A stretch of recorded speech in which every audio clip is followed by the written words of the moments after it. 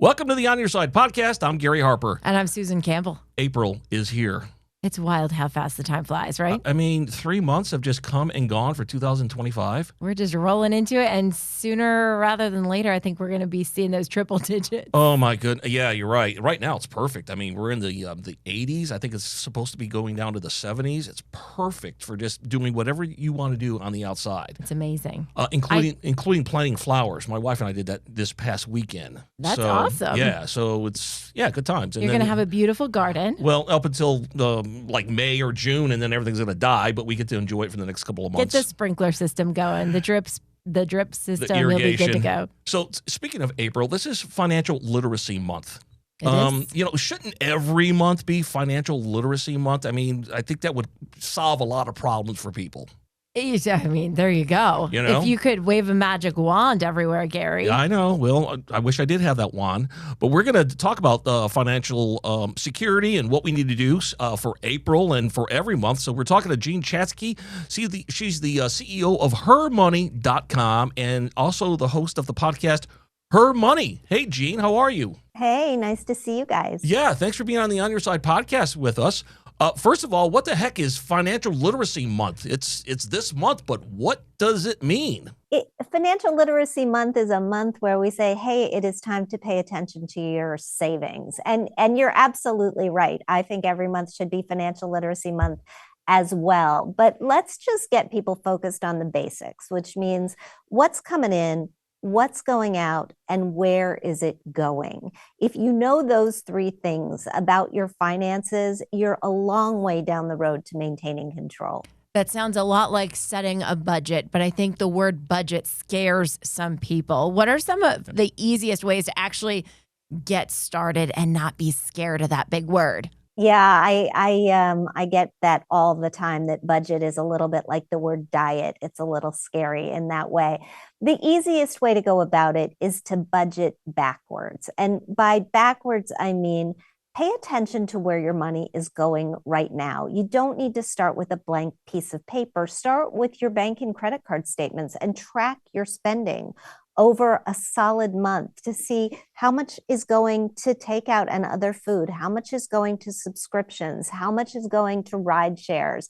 Everybody has different places where money is leaking.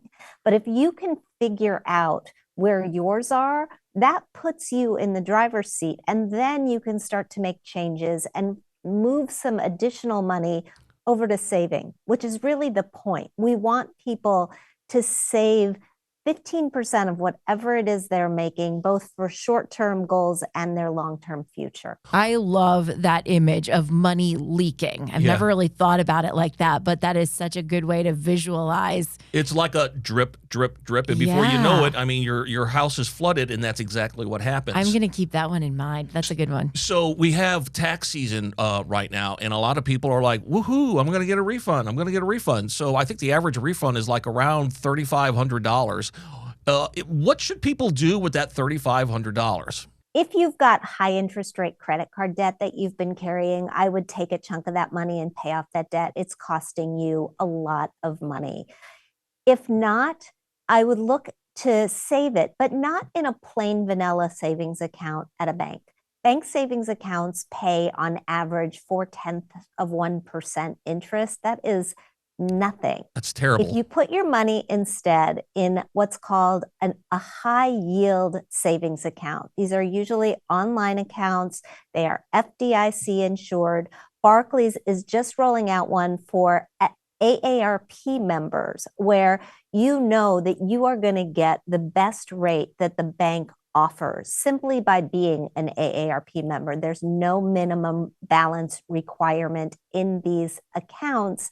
And it'll pay you a rate of interest 7 times the rate of interest that you're going to get in these plain vanilla savings accounts. So it's a much better way to go.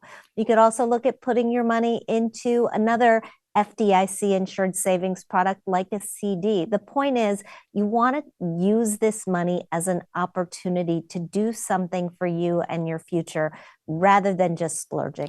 What about the younger generation who may not qualify for AARP? Can we talk about that for a second? Sure. Because the younger generation qualifies for AARP. People think you have to be 50 years old, but you don't. AARP will take you at age 18.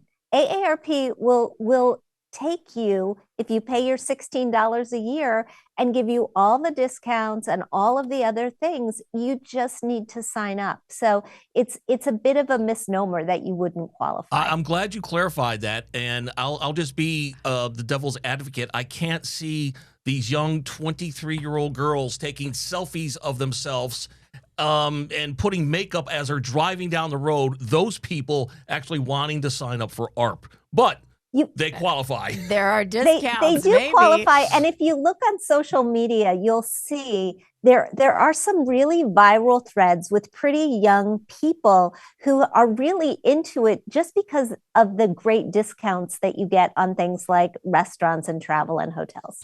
You had mentioned CDs, and it's important to point out that once it's in a CD, that's great, and it's earning a higher interest rate, but it is locked in. Yeah, that's why people need to make a smart choice between a high yield savings account and a CD. Both are FDIC insured savings products, but you're absolutely right. With a CD, you're saying to the bank, take my money for 6 months or 12 months or 18 months.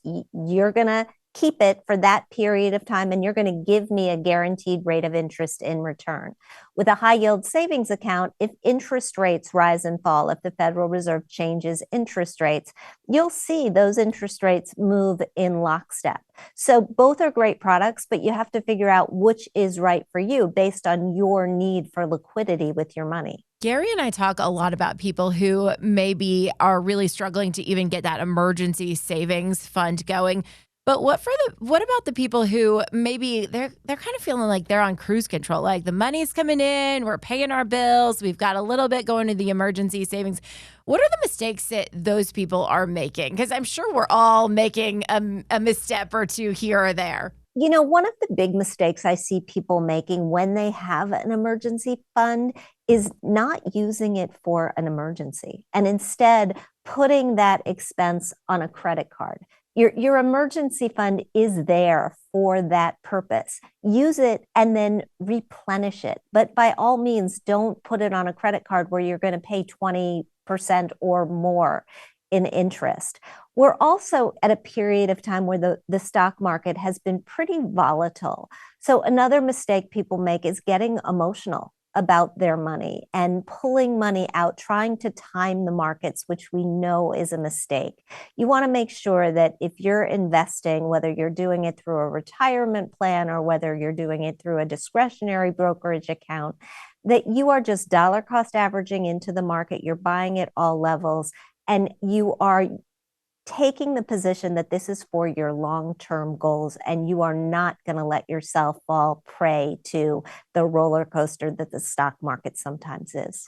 We kind of touched on this, but I think a lot of people find themselves digging themselves into a hole because they get paid and they live their lives as they normally would, and then they realize, towards reaching the next pay period, they really don't have a lot of money, and I can't afford to put any money into savings, or I just don't have it.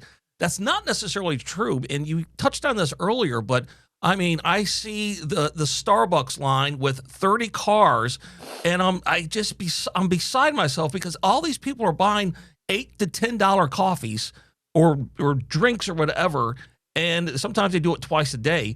There is money out there that you could put into savings. Yeah. And look, I am not the coffee police. I am not going to tell you not to buy coffee. I like my coffee. What I'm going to say is that you can't buy everything and that you have to choose, right? Money is a limited resource for all of us, and paying attention to where your money is going in order to maintain control over where you really want it to go, that's the trick. If you decide that coffee is your thing and it's really important to you and it's meaningful to get through your day, then by all means buy the coffee. But understand you're going to have to compromise somewhere else. And being conscious of it is what I want people to do. This is an exact conversation my husband and I had a year ago when we were talking through a budget. He loves going to Dunkin'. just loves his iced coffee from Dunkin'. Right. I also love iced coffee from Dunkin'. I've kind of cut it out of my day to day. Right. And he's like, Susan, it's just makes me happy.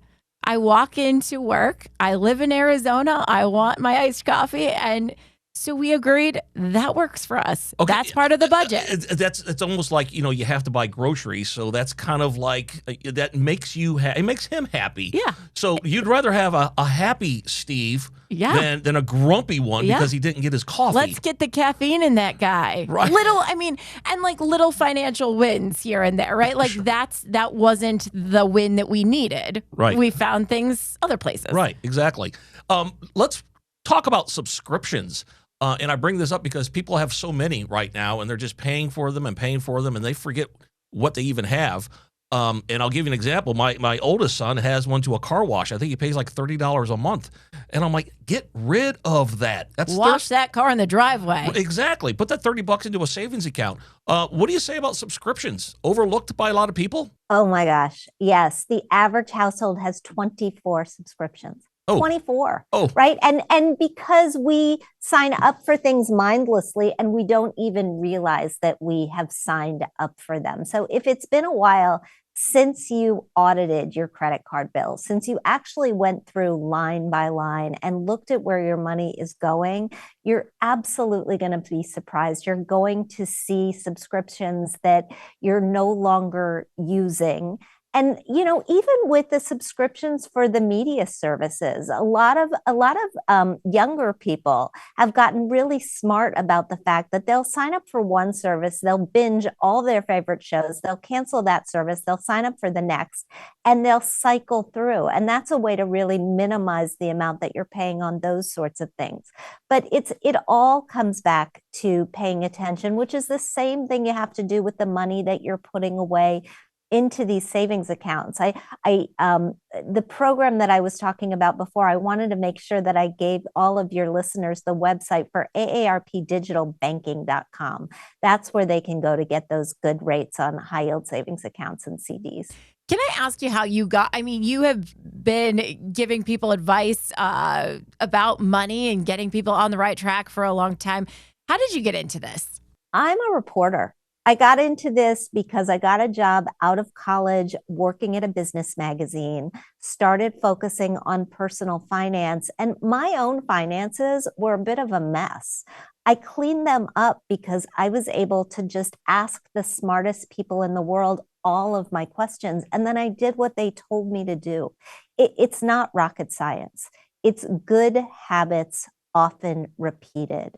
If you can get yourself to a point where you are spending less than you make, you're saving what you're not spending, you're investing that money that you're putting away, and you're protecting this financial world that you've built, you're going to be just fine. With that note, I see so many of our coworkers ordering Uber. What is it? Uber. Eats? Or Uber Eats, yeah. You could tell I never use it because I don't know the name. But they have their food delivered. It's $15, a meal. The charge, plus tip, plus this, plus that. I mean, put the $15 every single day towards savings. I mean, the money is there. You just have to stop spending. Hey, listen, Jean, if people want to find out more about you or the podcast, where can they find you? They can find me and the podcast at hermoney.com. And again, this savings program is at AARPdigitalbanking.com. And I'll end it with everybody bring their lunch to work, okay? Leftovers. Exactly. All right, Jane, thanks for being on the On Your Side podcast. We appreciate it. Have a great day. You too. The On Your Side podcast is produced by Brad Denny. Our audio engineer and editor is Todd Martin. Segment producer is Colin Stanton. And I'm Gary Harper. And I'm Susan Campbell. If you have a problem you can't resolve, maybe we can't, send us a message through azfamily.com or our AZ Family mobile app. Look for the On Your Side section and leave us a message. Thanks so much for listening to the On Your Side podcast. And if you like it, leave us a review. We'll see you next week. On Your Side is on Good Morning Arizona every weekday morning at 6:45 and 7 o'clock. And every weekday evening on Good Evening Arizona at 4 and 5 o'clock. You can also catch it on Arizona's Family News at 9 on 3TV every weeknight.